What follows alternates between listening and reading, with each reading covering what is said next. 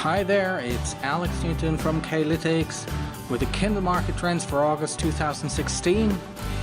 So here we are right in the middle of the summer.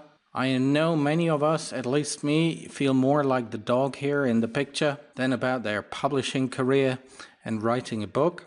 And I also understand that many of you guys are probably more interested in watching the Olympics right now than in listening to my Kindle market analysis. Whatever the case may be, I say hello and welcome, and we'll try to be brief today. So let's have a look at some of the fiction trends, and one in particular, a trend in this genre here. So if we have a closer look here, look at the category, the third from the top here beneath literature and fiction. It's science fiction and fantasy.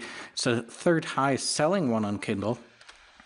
And if we look at the level of sales here, the average sales rank of the top 100 bestsellers over a period of 18 months, we see this longer term upward trend. Now this alone is, not so astonishing, but have a look at this.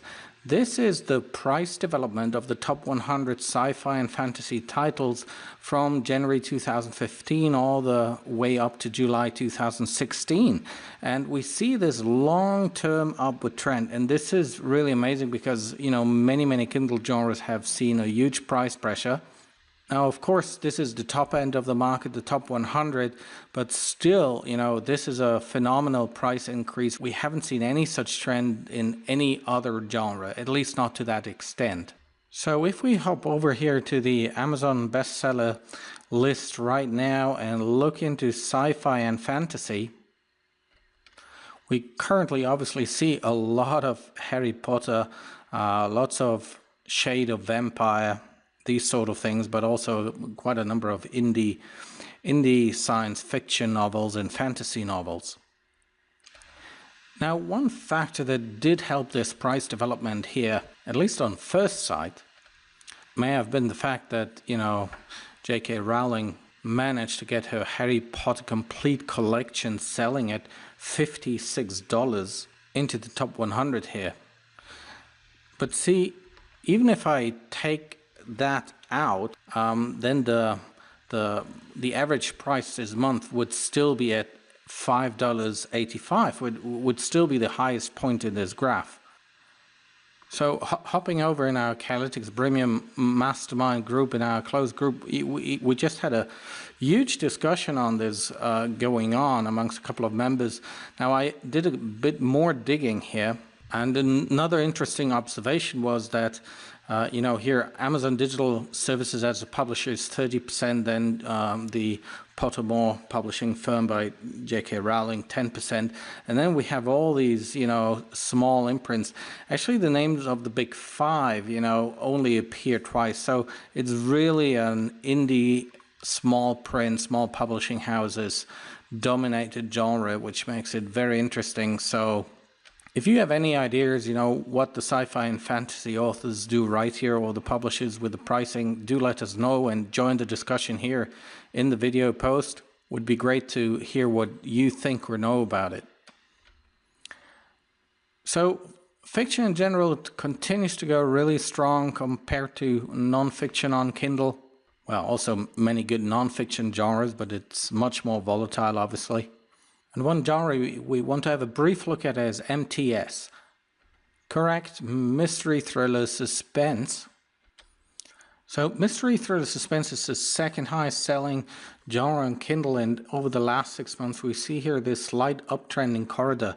Now that's not a very strong trend, but what is astonishing is one thing we looked at here in our recent update of the mystery thriller suspense market study. It looks at some 92 subgenres in mystery thriller suspense. So let's quickly, let me fast forward in this study to the point what I wanted to show you. And well, here we go. So first of all, all four subgenres, mystery, thriller, suspense, and the fourth one, crime fiction, they are all in this area of the hot mainstream. So with a very high level of sales, very good sales rank, but also comes with a lot of competition. You know, the subgenres here have all these categories have, you know, more than 50, 60, 70,000 titles in it. But here it comes. If you break them down to the sub-category level, you will find that almost all of the sub-categories in MTS fall into this area of hot sales, hot niches, hot mainstream. For those of you who are new to K-lytics, green is good, orange is, well, not so good or bad. So please also stay tuned for a couple of new studies which will come out that look at these in more detail. Have a look at the K-lytics Facebook page on our coming up announcement. We'll look at Cozy Mystery in the next week. So please do leave a comment in the post if you'd like to get notified. Now, before we close this month's trend session, a word about nonfiction. One thing is certainly for sure, the big race for the US presidency has also triggered more demand in the politics and social sciences bestseller list on Kindle. So this is the movement from March all the way up here to July. It doesn't come as a big surprise. What I do want to say, though, is we analyzed this in big detail already 3 months ago. What happens to book demand during the election time? There are all sorts of books about Donald Trump, about Hillary Clinton, you know, supporting or ridiculing them. There were even adult coloring books, I think, about Donald Trump. Great idea. But don't fall for this as an author or publisher, because we estimated the market size on Kindle. It's not worthwhile going after, and especially once the election is over, you know, the books drop back down to zero. It's a pretty risky business. If you do want to have the link to the study, please drop me an email to support@k-lytics.com, k-lytics.com. And if you're not a member and want to see much of the data that we covered today, no need to take notes. Download your free copy at k-lytics.com/free-report. So thanks a lot for watching.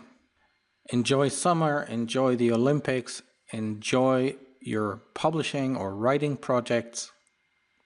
It's great that you found the time to join this session here today. Make sure to subscribe to our channel, to follow this page. I look forward to talking to you next time. This is Alex from K-lytics, ebook market intelligence for success.